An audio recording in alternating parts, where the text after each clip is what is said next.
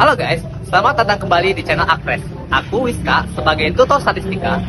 Dan aku, Faira Sabra Majid sebagai writer statistika yang akan mendampingi kalian di ruang belajar. Di video kali ini kita akan belajar mengenai manajemen data.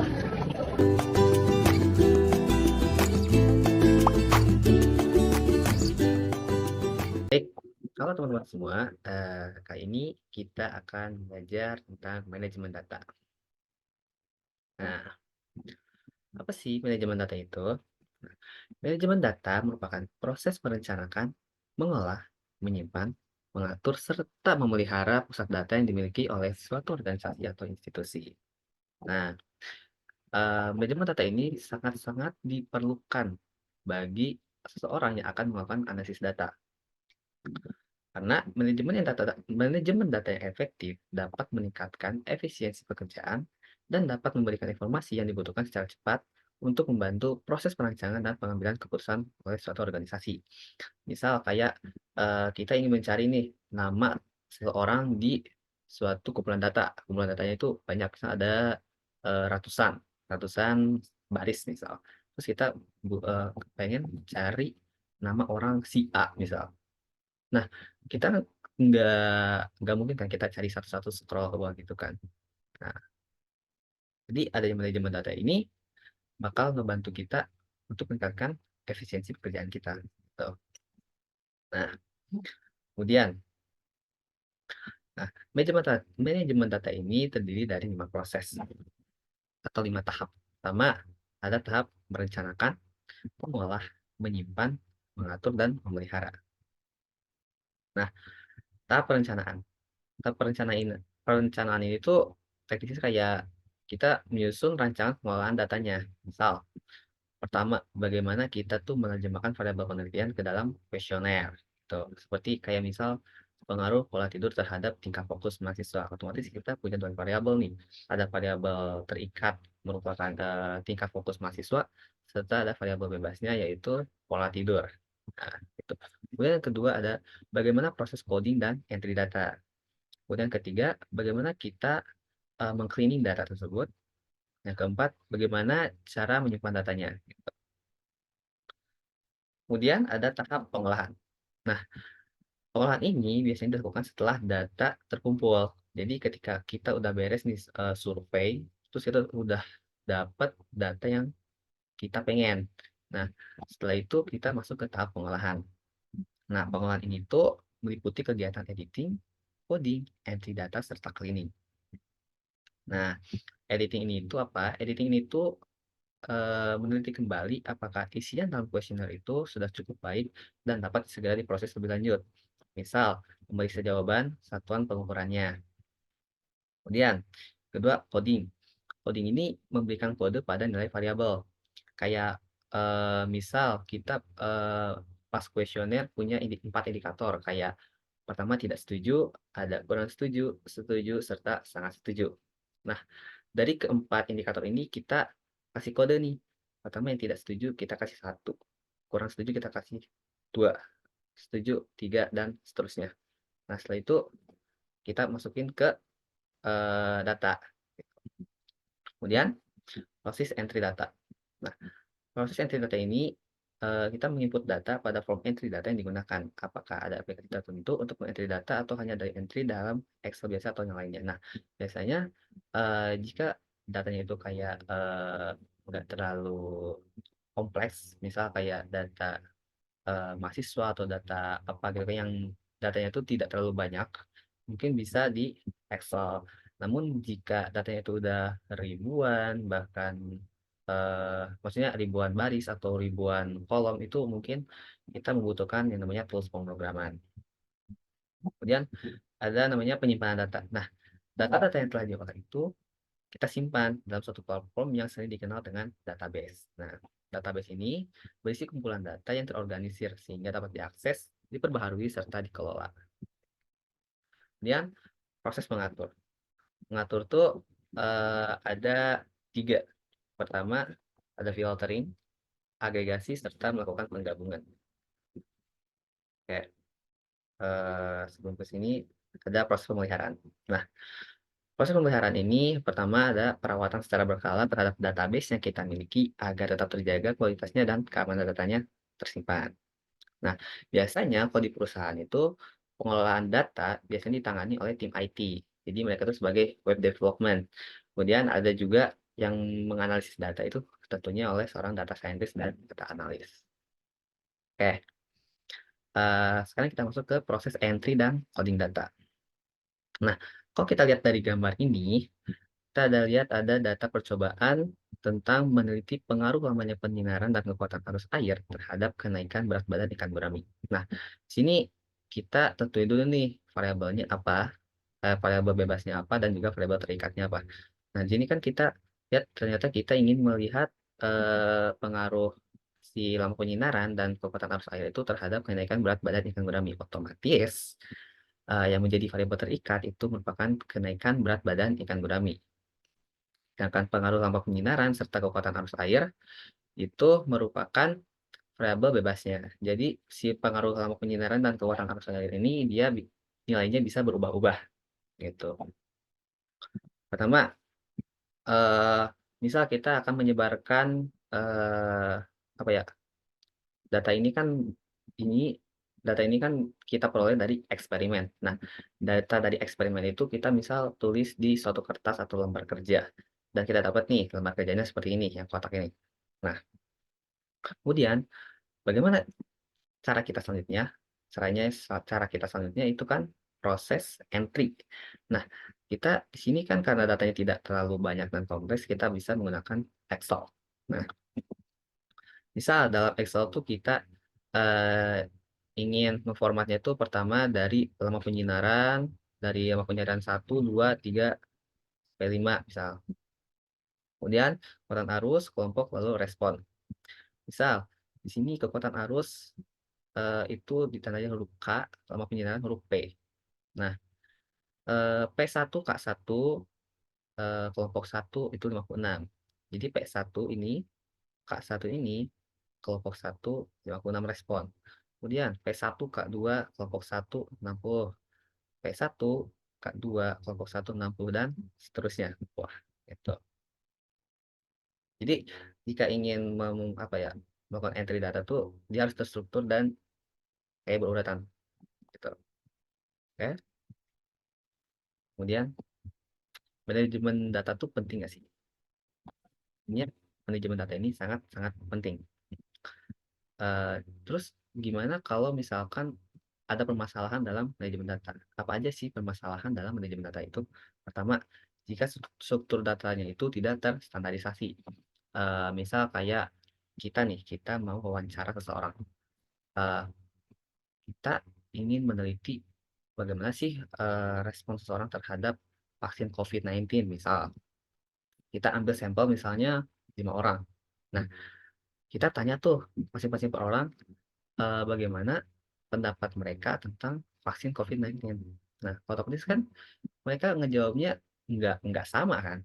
Pasti mereka ngejawabnya ada yang berbeda-beda, ada yang menggunakan katanya vaksin itu bermanfaat, ada yang tidak. Terus juga dalam pemilihan kata-katanya itu mereka pasti berbeda. Nah, itu kan yang membuat data itu tidak terstandarisasi.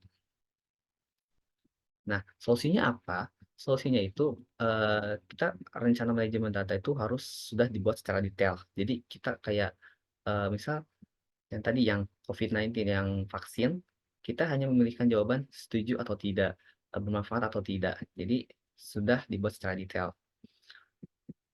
Kemudian yang kedua ada entry data tidak akurat dan terpercaya serta konsisten. Nah, biasanya itu kayak misal kita menyuruh seseorang mengisi Google Form. Terus mengisi misalnya nomor handphone. Nah, nomor handphone tuh kan kalau kita tuh kan ada yang +62, ada juga yang 08 yang mulainya itu kan. Nah, kan otomatis datanya itu tidak konsisten. Jadi ya akan menimbulkan permasalahan dalam manajemen data. Nah, solusinya apa? Solusinya kita memerlukan otomatisasi. Jadi kayak misal kita memberikan perintah kepada komputer untuk membaca bahwa +62 dan juga 08 itu merupakan angka yang sama gitu. Nah, kemudian yang ketiga, data tersimpan dalam sumber yang berbeda. Misal kayak kita punya data pasien di UGD, IGD, atau terus juga kita punya data pasiennya di administrasi. Otomatis kan itu kita punya data di dua tempat yang berbeda. Yang satu di IGD, yang satu di administrasi. Kemudian kan nggak menutup kemungkinan kalau di dua tempat yang berbeda itu hasilnya berbeda, nggak sama. Ya, tentunya akan menimbulkan masalah di operasional rumah sakit, gitu kan. Keempat, ada kesulitan mencari data dalam waktu singkat. Otomatis ya, udah pasti, karena ketika kita menghadapi berbagai macam banyak data, terus kita ingin mencari data si A. Tapi karena kita tidak memiliki manajemen data yang baik, tentunya kita akan sulit mencari data dalam waktu yang singkat. Gitu. Oke, sekarang kita masuk proses entry dan coding data. Nah, pertama itu pemfilteran data. Apa sih pemfilteran itu? Pemfilteran adalah proses memilih sebagian kecil dari kumpulan data dan menggunakan subset bagian tersebut untuk mengeksplorasi atau menganalisis pola data. Nah, pemfilteran ini biasanya bersifat sementara. Kumpulan data lengkap tetap disimpan, tapi hanya sebagian yang digunakan untuk perhitungan. Nah, fungsinya itu pertama melihat hasil untuk jangka waktu tertentu, hitung hasil untuk kelompok atau grup data tertentu, kemudian mendeteksi pengamatan yang aneh atau buruk dari analisis, kemudian tren dan validasi model statistik untuk suatu analisis. Nah, ada banyak alasan mengapa memfilter data ya. Karena pada big data itu biasanya pemfilteran data itu adalah hal yang umum dilakukan. Pemfilteran data sebenarnya dapat dilakukan pada satu kubah atau beberapa kubah. Nanti saya contohkan ya. Nah, ini contoh pemfilteran data satu kubah, ini pemfilteran data dua kubah. Oke. Oke, sebelum kita masuk ke manajemen data dua, kita praktek nih cara memfilteran data gitu kan. Nah, misal di sini saya punya data mahasiswa tiap fakultas dan juga hasil UTS kuis 1, kuis 2, dan kuis 3, misalnya mata kuliah statistika. Oke. Nah, di sini saya mau contohkan dulu proses filtering satu kubah. Misal kita mau lihat eh, mahasiswa yang tidak mengikuti UTS, misal. Nah, di sini kita lihat nih ada NA. Nah, kita coba indikasikan NA itu adalah mahasiswa yang tidak mengikuti UTS. Misal NA itu mahasiswa yang tidak mengikuti ujian. Nah, nah, di sini kita mau lihat kan berapa banyak mahasiswa sih yang tidak mengikuti UTS. Nah, oke, bentar. Nah, pertama kita nyalain dulu fitur filter di Excel. Nah, pertama-tama kita klik dulu nih head yang ada di sini judul, mau di sini atau di sini bebas ya. Kemudian kita pilih sort and filter. Kemudian pilih filter. Nah, muncul nih kotak kecil di sini. Kemudian kita klik. Nah, ini masih tercentang semua kan, kayak nilai 85, 87, 88 sampai 100 dan NA itu masih tercentang. Tapi kan kita betulnya ingin melihat mahasiswa yang tidak mengikuti ujian. Oke, pertama kita uncentang dulu semua, kemudian kita centang yang NA, lalu klik OK. Oh, dapat nih yang tidak mengikuti UTS, kita blok ke bawah, ternyata ada laporan. Jadi dapat kita simpulkan mahasiswa yang mengikuti mahasiswa yang mendapatkan mata kuliah statistika di semester ini yang tidak mengikuti UTS adalah sebanyak 6 orang gitu. Kalau misalkan dua ubah bagaimana? Oke, misalkan dua ubah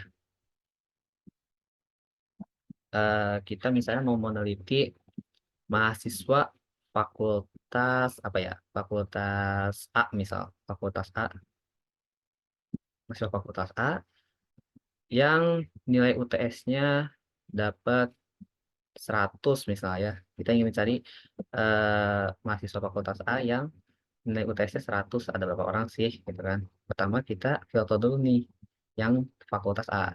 Filter. Nah, sudah ke filter ini kita filter lagi yang tes. kita filtering UTS, kita pilih centang yang 100. Oke.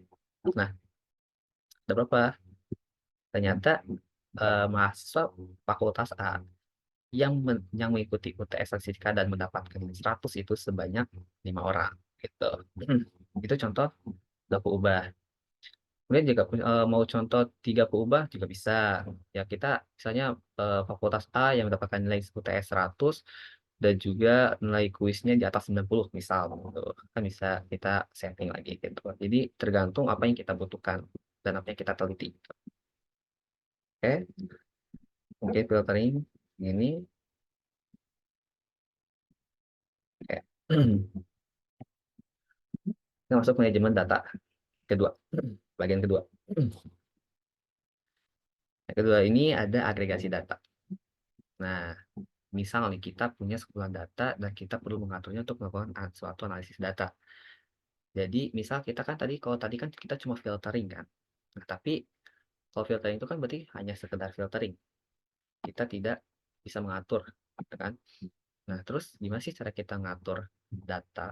Nah, untuk melakukan suatu agregat data itu ada beberapa hal yang harus ada. Pertama, ada datanya. Tentunya ya ada datanya. Kemudian yang kedua ada ubah. Dan yang ketiga ada perhitungan apa yang akan dilakukan pada kelompok data tersebut. Misal kita ingin mencari rata-rata, atau mencari jumlah mahasiswa, atau mencari nilai tertinggi, nilai terendah, max, min, gitu kan. Oke, ini contoh cara agregat data di Excel. Oke, mungkin akan saya langsung contohkan. Oke, misal nih, kita ingin eh, mengagregat data ini kan. Oh ya, ini kita matiin dulu filternya. Oke, caranya gimana? Kita blok dulu. Kita bisa pakai Ctrl A ya. Kemudian kita pilih insert dan pilih pivot table. Lalu kita centangnya new worksheet aja ya. Nah, oke. Nah, ini kita udah masuk ke fitur pivot table. Nah, misal tadi kita ingin mengatur melihat misalnya hmm, ingin ada info fakultas. Kemudian jangan fakultas deh, tadi udah fakultas ya. Paralel deh, kelas paralel. Kemudian eh kuis atau UTS ya. UTS deh, UTS. Dan kuis satu, kuis dua, kuis tiga deh. Sama. Tuh, begini ya. Nah, di sini kan yang kita ingin lihat kan eh, si indikator paralel ini kan. Sedangkan UTS, kuis satu, kuis dua, kuis tiga ini kan mereka bentuknya suatu data numerik dan dia yang bakalan menjadi suatu value. Terus kita pindahin aja nih UTS-nya ke value, kuis satunya ke value, kuis dua ke value, kuis tiga juga ke value. Nah, dapat nih count of UTS, count of quiz 1. Nah, ini itu artinya apa? Artinya di kelas SS01 yang mengikuti UTS itu adalah sebanyak 104 orang. Gitu. Terus SS02 mengikuti UTS 104 orang dan seterusnya. Gitu. Terus kalau misalkan kita ingin mencari rata-rata nih, rata-rata dari UTS, misalnya rata-rata dari UTS yang tiap-tiap paralel ya. Kita cari. Pertama kita klik segitiga yang kecil yang ada di ujung ini. Klik, lalu kita pilih file value field settings. Nah, ini kita pilih average. Paralel kan. Oh, ada NA. Nah, biar gak ada NA, kita pilih yang paralelnya yang gak ada NA ya, biar enak lihat. Kita matiin yang SS01, SS04, SS06, ST04, SS09. Oke. Ini hanya satu contoh ya, contoh. Oh, ada ketinggalan. SS08. Oke. Nah, ini rata-rata UTS tiap kelas paralel. Eh, kita benerin dulu deh. Ininya biar angkanya bagus. Dua angka belakang koma deh. Nah, ini kan. Udah. Terus setelah ini apa? Misal kita mau lihat rata-rata deh, rata-rata dari UTS ini siapa sih yang paling tinggi? Oke, drag kita pakai rumus max ter 95,78. Oh, ternyata 95,78 ini milik ST05. Artinya ST05 ini memiliki rata-rata UTS yang paling tinggi gitu kan di antara semua ini. Tuh. Tapi gak menutup kemungkinan yang lain yang tadi eh, saya hapus itu mempunyai data yang paling yang tinggi juga karena kan ada data NA ya kan. NA itu berarti artinya dia belum UTS. Siapa tahu kalau dia udah UTS kan rata-ratanya naik gitu kan. Nah, oke. Terus misal kita mau lihat chart-chartnya gitu kan.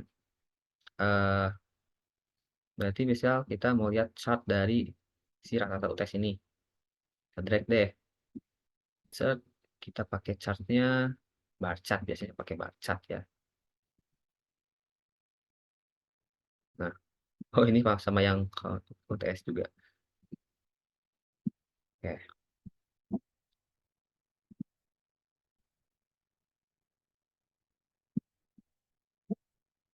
oke, kita lihat yang UTS juga ya. Remove, ini juga remove. Nah, kelihatan nih eh, persebaran rata-rata nilai UTS di tiap kelas paralel, gitu kan. Di sini kita lihat kan yang batanya paling tinggi dulu ST05, sesuai ya sama kayak nilai max yang tadi kita cari gitu. Oke, itu contoh agregasi data. Kemudian, nah ya itu contoh dari agregasi data.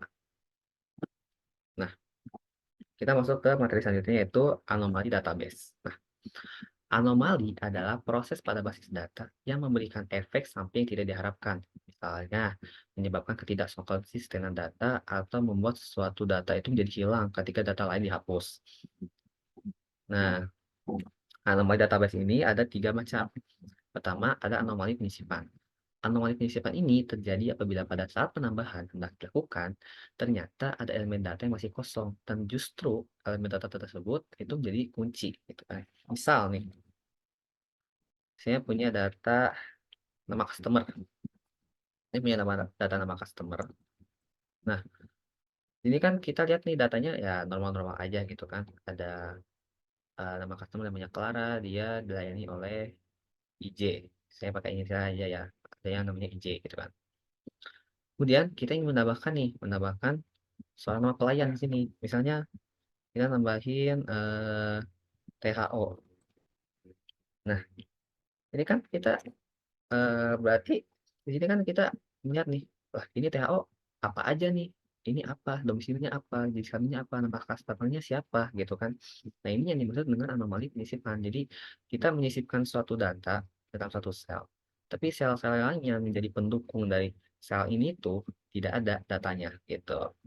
Tapi beda ceritanya kalau misalkan kita tambahin seseorang misalnya eh Yanto misal. Yanto dengan nomor pemesanan 111. Jenis kelaminnya misal laki-laki.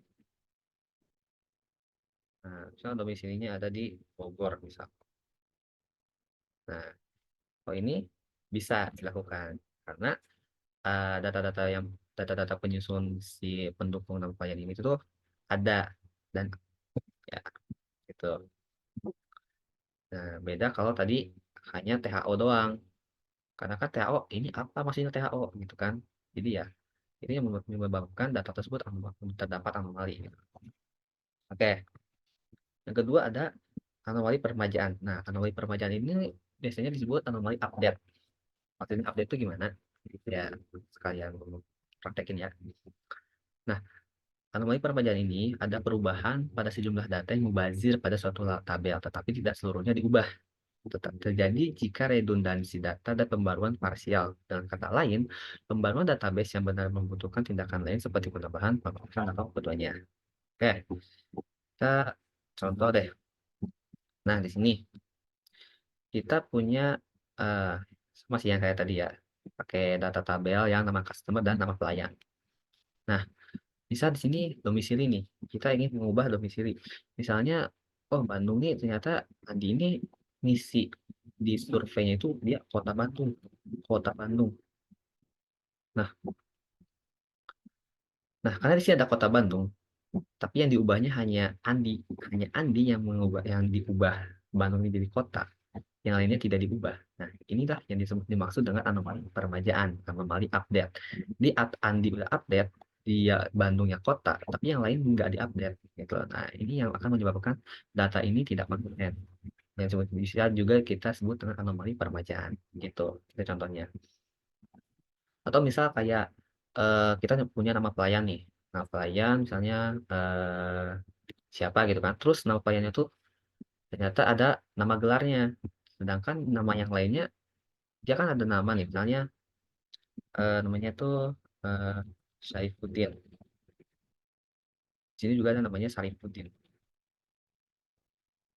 Nah, kemudian Sarifuddin ini dia lulus kan. Lulusnya dia lulus SFI misal. Nah, ternyata yang diubah tuh hanya yang atasnya saja, yang bawahnya enggak. Nah, inilah yang menyebabkan data tersebut memiliki anomali perbacaan. Gitu. Oke, sekarang anomali penghapusan. Nah, anomali penghapusan ini terjadi apabila suatu baris yang tidak terpakai itu dihapus dan sebagai akibatnya ada data lainnya yang hilang. Nah, misal, nah yang tadi lagi ya. Nah, tadi lagi kita misal misal nih nama customer kita ada kasus misalnya oh nama customer ini tuh sebenarnya dia nggak ada misalnya yang nomor misalnya Eko deh. Eko oh ternyata Eko tuh dia bukan customer. Terus kita mau ngapus nih satu baris ini. Nah tentunya kan kalau kita ngehapus baris si Eko ini ya gitu. Kalau kita ngapus baris si Eko ini tentunya data-data lainnya itu bakal terhapus juga seperti nama pelayan. Padahal kan nama pelayan kan mereka bekerja di situ kan. Mereka tidak mungkin dihapuskan gitu kan. Nah, tapi karena kita misalnya melakukan penghapusan pada satu baris track gitu, satu baris, otomatis data-data lainnya yang merupakan data-data yang penting itu kehapus juga. Ya, itulah yang disebut dengan anomali penghapusan. Tuh. Eh,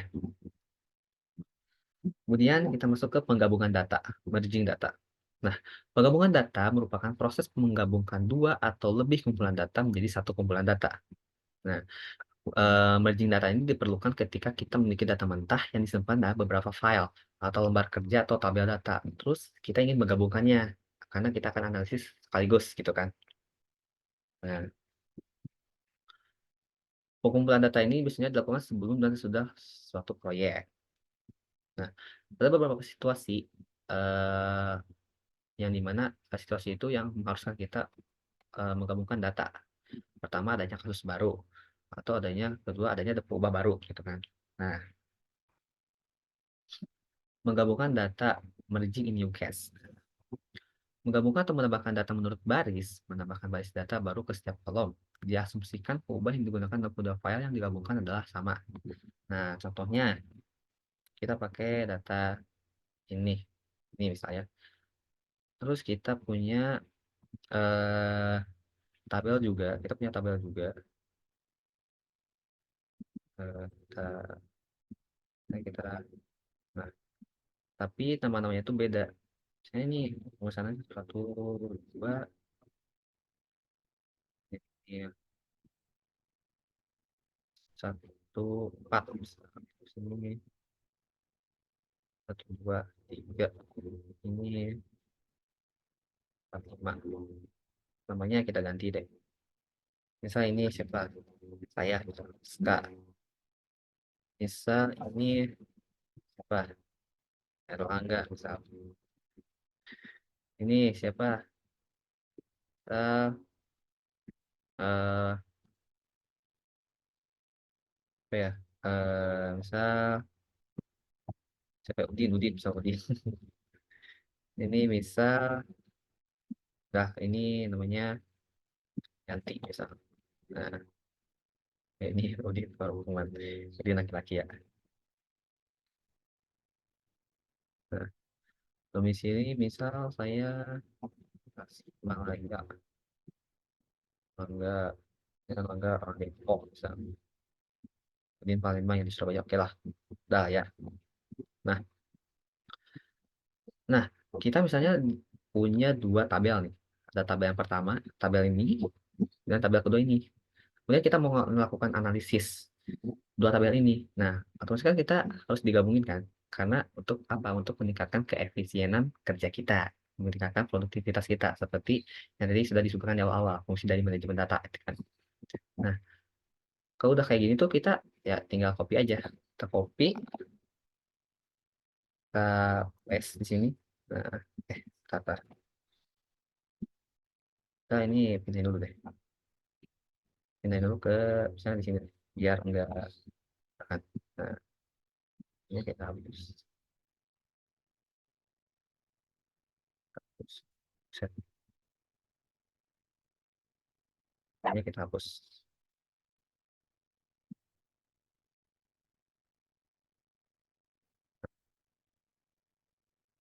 Kita punya data ini,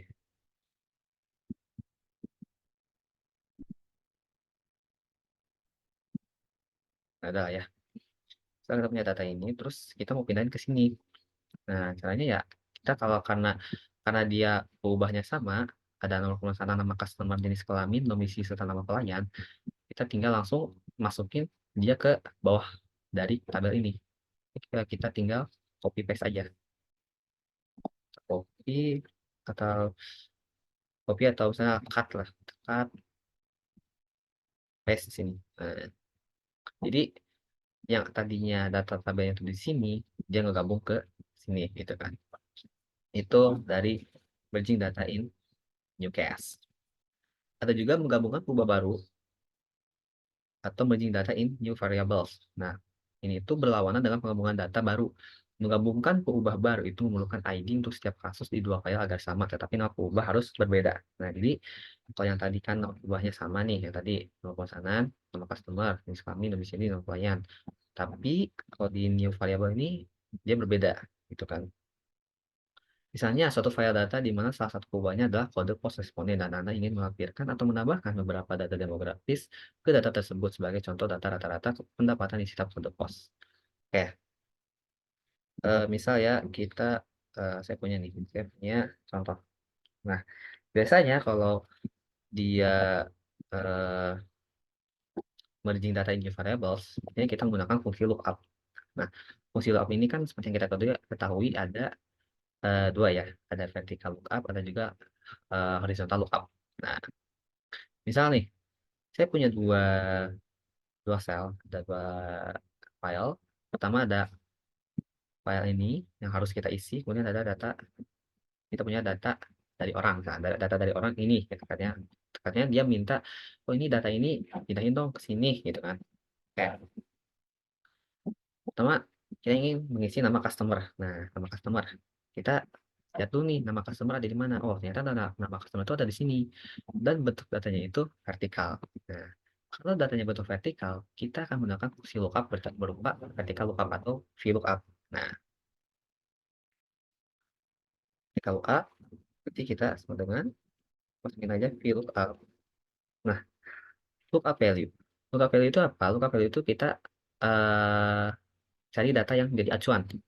Data acuan itu apa? Misal, kita di sini punya data tentang tanggal pemesanan sama nomor pemesanan. Nah, kita cari nih, di antara dua variabel ini yang sama, di antara data referensi ini masih yang sama.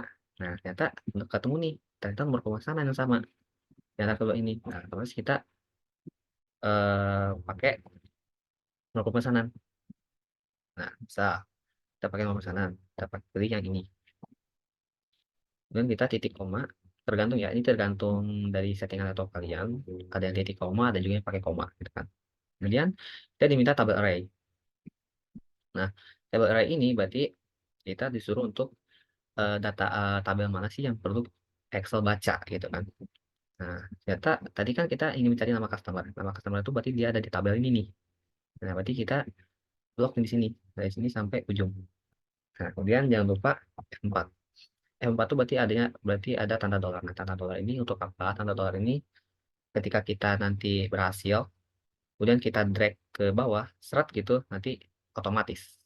Jadi datanya tuh nggak nggak turun ke bawah. gitu. Oke, setelah itu jangan lupa titik koma lagi. Kemudian kita lihat nih ada kolom index number. Nah, kolom index number ini berarti Excel itu menyuruh kita meminta kita untuk apa ya? Untuk memberikan perintah kepada Excel untuk membaca tabel yang nomor berapa, kolom nomor berapa gitu. Nah, di sini kan kita ingin mencari nama customer, ingin mengisi nama customer. Otomatis kan kita harus mengisi data yang ada di sini. Terus memindahkan data yang ada di sini ke file yang ada di sini tadi kan. Nah, karena kita tadi memblok itu dari nomor pemesanan sampai domisili akhir ini, kita hitung nih, nomor pemesanan ini kita indikasikan dengan kode 1, nama customer ini kolom 2, jadi sekalian kolom 3, sekalian domisili itu kolom 4. Nah, kita ingin tahu nama customer, otomatis kita harus mengisi angka 2 gitu. Nah, titik koma. Nah, di sini ada range lookup. Dia pakai true atau false. Nah, biasanya kalau lookup itu dia menggunakan false. Karena untuk mencegah adanya data duplikat. Kalau kita pilih false atau nol gitu. Nah, di sini ada. Nah, berhasil kan? Fiona.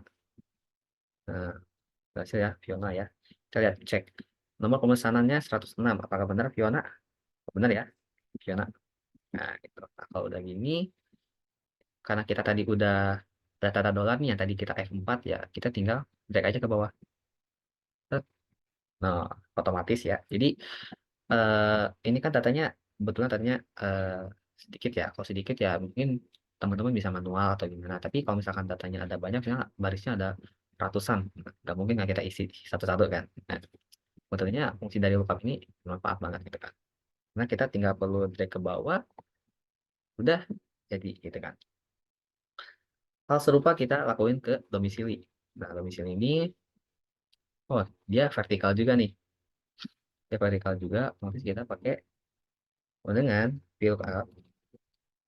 Nah, lookup value-nya misal kita pakai nomor pesanan lagi atau nomor customer. Hmm, Misal kita pakai nama customer deh, karena kan tadi di data yang tabel ini kan dia punya info customer juga kan. Lupa titik koma, lalu kita table array. Nah, karena kita punya nama customer, kita harus drag-nya dari nama customer ini. Jadi eh, si lookup value itu dia harus berada di tabel di kolom nomor pertama. Oh, nggak mau gitu. Oke, kita blok dari nama customer dan lupa F4. Kemudian kita pilih titik koma. Kemudian diminta kolom index number. Nah, karena tadi kita membloknya dari nama customer, otomatis nama customer ini dia menjadi kolom nomor 1. Ini nomor 1, ini nomor 2, dan ini nomor 3. Dan kita ingin mencari mengisi data domisili. Berarti otomatis kita akan mengisi angka 3. Titik koma lagi, jangan lupa pakai false. Enter. Kita lihat, Fiona Palembang. Oke, benar ya, Fiona itu Palembang. Tuh. Kemudian, nah setelah itu ya kita tinggal. Nah, di sini ada kotak kecil nih, di sini kotak kecil di ujung. Kita tinggal klik 2 kali aja biar keisi semua gitu. Oke. Kemudian ada lama pengiriman. Nah, lama pengiriman, oh ternyata lama pengiriman itu ada di sini nih. Bentuknya itu horizontal. Dan data yang ada di sini tuh hanya kota, kota dan nama pengiriman. Oke, kota itu kan sama aja kayak domisili ya. Nah, berarti kita punya informasi nih. Dia data bentuk tabelnya itu horizontal dan dia memiliki variabel berupa kota gitu kan. Kita sama dengan lookup. Lookup value-nya apa? Karena dia hanya memiliki kota, otomatis kita tidak bisa menggunakan nomor pemesanan, nama customer, ataupun tanggal pemesanan apalagi ya. Nah, otomatis kita akan menggunakan data domisili. Lookup, kita pilih yang di dua ini, di koma, terus table array. Table array-nya kita drag dari yang si tabel lookup ini, kayak tabel horizontal ini kan. Kita drag, jangan lupa F4, titik koma lagi. Nah, row index number. Karena tadi kan pas VLOOKUP kita dimintanya kolom index number, diminta membaca kolom nomor berapa. Tapi di lookup kita diminta untuk membaca row nomor berapa atau baris nomor berapa. Nah, karena tadi kita ingin mengisi lama pengiriman, Berarti kita indikasinya nih, kota. Tadi kan kota di bloknya paling atas ya. Kota berarti dia baris nomor satu. Sedangkan nama pengiriman dia baris nomor 2. Nah, karena kita ingin mencari nama pengiriman, kita pilih 2. Titik koma, jangan lupa false. Jadi mau VLOOKUP atau HLOOKUP, dia sini menggunakan false ya. Enter. 2 hari, kita cek apakah benar. Yang paling bantu 2 hari. Benar ya. Oke, ini udah bukti. Setelah itu ya kita ini. Nah, gitu. Oh, jadi udah selesai nih. Cepat kan? Jadi kalau misalkan kita punya 200 data juga ya nggak masalah. Kita punya VLOOKUP, HLOOKUP gampang gitu kan. Jadi tinggal kita isi pakai rumus terus kita drag ke bawah, udah beres. Jadi ya ini salah satu manajemen data yang bakal meningkatkan produktivitas kita. Jadi kan waktu kita lebih hemat gitu kan. Oke, udah selesai ya. Sekarang masuk ke contoh soal. Contoh soal. Pertama, proses filter data adalah proses memilih sebagian kecil dari kumpulan data dan menggunakan subset bagian tersebut untuk mengeksploitasi atau menganalisis flow data. Jadi, true ya.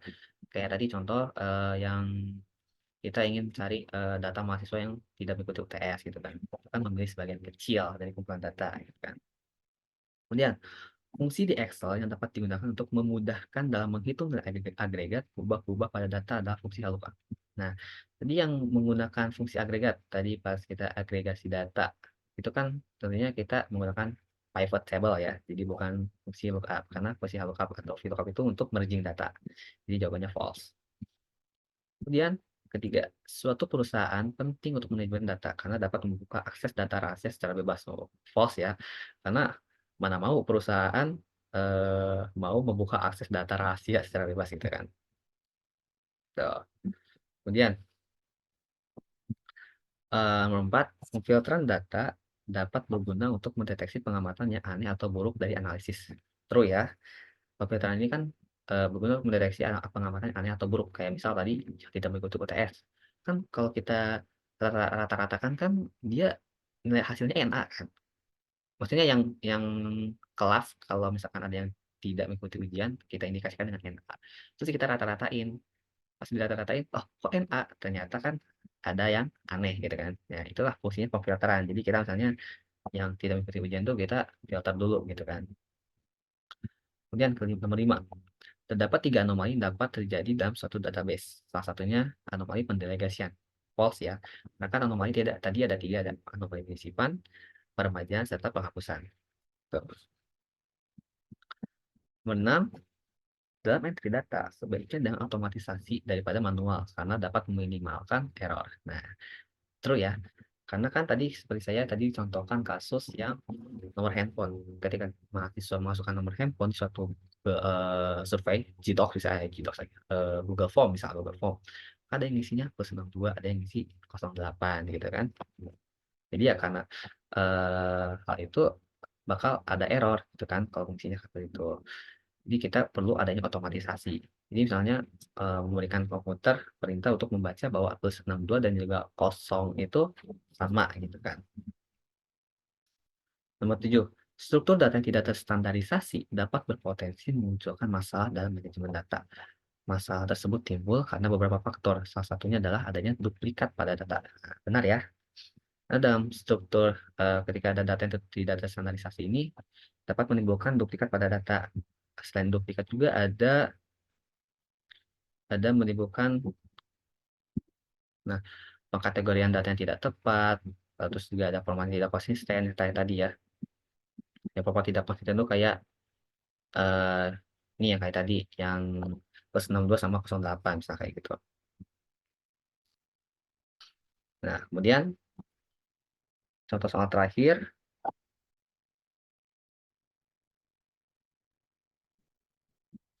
median penilaian barang kategori komputer adalah 4,5. True ya. Kalau misalnya kita lihat nih komputer tuh ada 4, 1, 2, 3, 4. Oke, kita coba di Excel ya. Coba di Excel. Tadi komputer tuh 4,3, ada yang 4,3, ada yang 4,7, kemudian ada yang 4,8, dan ada juga yang 3,9. Nah, oke, nah di sini kita disuruh cari median. Nah, kalau mencari median kan kita urutin dulu nih datanya. Kita urutin kan yang pertama ada 3,9 nih, dia harusnya yang paling kecil kan. Kemudian yang kedua 4,3, terus 4,7, terus 4,8. Untuk mencari median, kita harus mencari nilai tengah. Nah, karena dia datanya jumlah datanya genap, berarti kan kita harus merata-ratakan nilai eh, yang paling tengahnya. Di sini kan kita ada 4 nih, berarti kita harus merata-ratakan nilai yang kedua dan ketiga. Nah, di sini kan nilai keduanya itu 4,3 kan. 4,3, 4,3 tambah yang ketiganya itu 4,7. Coba bagi 2. Ini kan benar kan? 4,3 dan 4,7. Bentar, 4,5. Benar kan? Nah, mediannya adalah 4,5. Dan ini, setelah ada dua kubah kategori yang difilter, kita tidak bisa lagi memfilter kubah lainnya karena kubah lainnya menumerik. Oh ya, mungkin maksud dari soal ini tuh kayak kita dikasih tabel nih, kasih tabel, ada marketplace, ada kategori, penilaian, ada harga. Terus kita diminta dari soalnya tuh kita diminta untuk memfilter ubah kategori, kategorik aja, ubah berbentuk kategorik aja. Jadi numerik tuh tidak boleh di filter misalnya. Berarti kan yang bisa kita filter kan berarti data marketplace serta data kategori. Nah, sedangkan penilaian serta harga kan dia bentuknya numerik kan, angka. Otomatis kita tidak boleh memfilter ini karena menurut perintah soal kita harus memfilter yang data kategori gitu. Jadi setelah dua kubah kategori yang difilter, kita tidak bisa lagi memfilter kubah lainnya karena kubah lainnya numerik. Jadi true ya. Karena mungkin maksud soalnya kita diminta untuk memfilter data kategori aja gitu kan. Gitu. Oke, thank you. Udah selesai ya. Oke, jadi mungkin gitu ya dari saya. Kalau ada pertanyaan mungkin bisa ditinggalkan ke kolom komen atau mungkin ke Instagram saya gitu kan. Baik, terima kasih. Wassalamualaikum warahmatullahi wabarakatuh. Nah, sekian video pembelajaran kita kali ini. Semoga bermanfaat. Jangan lupa like and share ke teman-teman kalian. Semangat belajar and see you on the next video. Dadah.